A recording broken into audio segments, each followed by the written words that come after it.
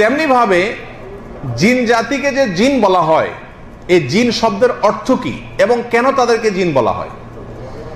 এর উত্তর হলো, জিন শব্দের অর্থ হলো লুকায়িত, গোপন, দেখা যায় না, অদৃশ্য। এটাকে বলা হয় কি? জিন। আরবিতে জিম নুন নুন এই মূল ধাতু যেখানেই আছে, যেই শব্দের মধ্যেই আছে, সেখানে লুকায়িত, গুপ্ত এবং অপ্রকাশিত, অদৃশ্য এর অর্থ থাকে। এখন জিনকে জিন বলা হয়েছে, লুকায়িত বলা হয়েছে, অদৃশ্য বলা হয়েছে কেন? তার কারণ হলো জিন আল্লাহর এমন একটা সৃষ্টি যা মানুষের দৃষ্টি থেকে অদৃশ্য থাকে, মানুষ দেখতে পায় না, আড়ালে থাকে, লুকায়িত থাকে। এই জন্য জিনকে কি বলা হয়? জিন বলা হয়, লুকায়িত বলা হয়। আল্লাহ সুবহানাহু ওয়া তাআলা কোরআনে কারীমে সূরা আরাফের 27 নম্বর আয়াতে ইরশাদ করেছেন, ইন্নাহু ইয়ারাকুম হুয়া ওয়া কাবিলুহু মিন হাইথু লা তারাউনাহুম। নিশ্চয়ই সে, শয়তান, সে এবং তার গোত্রীয় সদস্যরা, অন্য যারা আছে দুষ্ট জিনেরা, এরা তোমাদেরকে দেখে, এমন জায়গা থেকে দেখে, এমন ভাবে দেখে যে তোমরা তাদেরকে দেখতে পাও না। তো যেহেতু তাদেরকে আমরা দেখতে পাই না, লুকায়িত থাকে, অদৃশ্য থাকে, সেই জন্য তাদেরকে বলা হয় কি? জিন, মানে লুকায়িত। আমি যখন পড়ি, আমার সাথে একটা জিন পড়েছে, ওর নাম ছিল সাইফুল ইসলাম। সাইফুল ইসলাম। আমি পাশ করে আসার পরেও প্রায় এক যুগ তার সাথে আমার সম্পর্ক ছিল। আমি কাউকে বলি নাই যে রায়পুর থেকে লেখাপড়া করে এসে বোধহয় মাওলানা লুৎফর রহমান বুজুর্গি জাড়ে। আমি খুব সাবধানী মানুষ, কাউকে বলি নাই। জায়গায় জায়গায় মাঝে মাঝে এসে আমাকে ধরা দেয়। 80 দশকের শুরুতে প্রথম মক্কা শরীফ গেছি, আরাফাত ময়দানে এসে আমার সাথে কোলাকুলি করে। কে? আমার চিনো নাই, আমি তোমার ওই ক্লাসমেট সাইফুল। সাইফুল। ঘটনা হইছে কি, আমার বাড়ির পাশে জাগির থাকতো, গায়ে পশম বেশি আছিল, মানে পশম। আমি কেন, কিরে সাইফুল, তোর গায়ে তো পশম কা? কাল্লা কারো করে দেয়, কারো করে দেয় না। ভাই, ধরার বুঝার কোনো উপায় আসিল না। এক বিছনাতে এক লেপের তলে কত শুইছি। যদি বুঝতাম এটা এই জিনিস, আমি কি কাছে যেতাম? বলেন।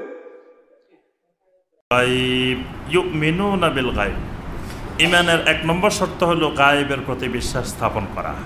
এই গায়েবের অনেকগুলো বিষয়ের মধ্যে থেকে, যেমন মালাইকারা গায়েব, আল্লাহ সুবহানাহু ওয়া তাআলা গায়েব, তারপরে ফেরেশতারা গায়েব। ফেরেশতা আমরা কোনোদিন দেখি নেই।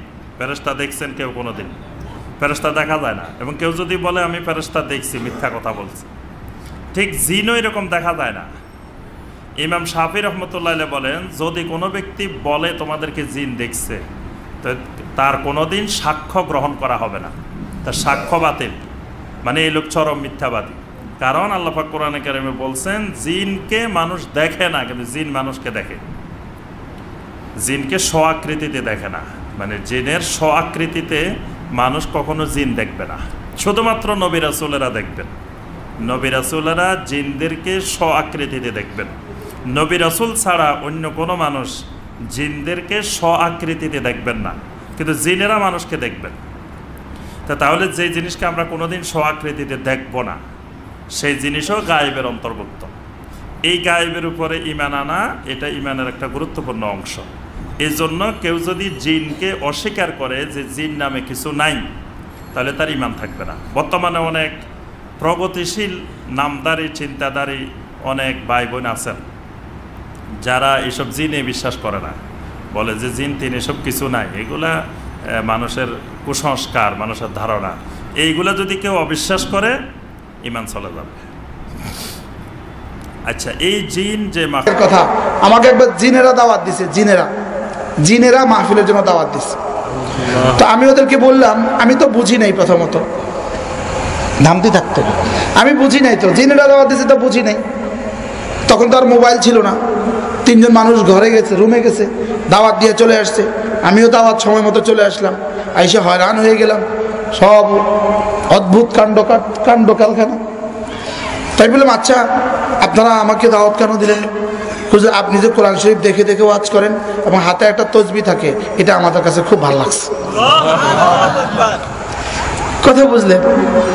খেতে বসলাম, আমি তো আমার গতিতে খাইলাম, এত বড় বড় বলে ভাত, এক এক বল এক একজনে খেয়ে ফেললো।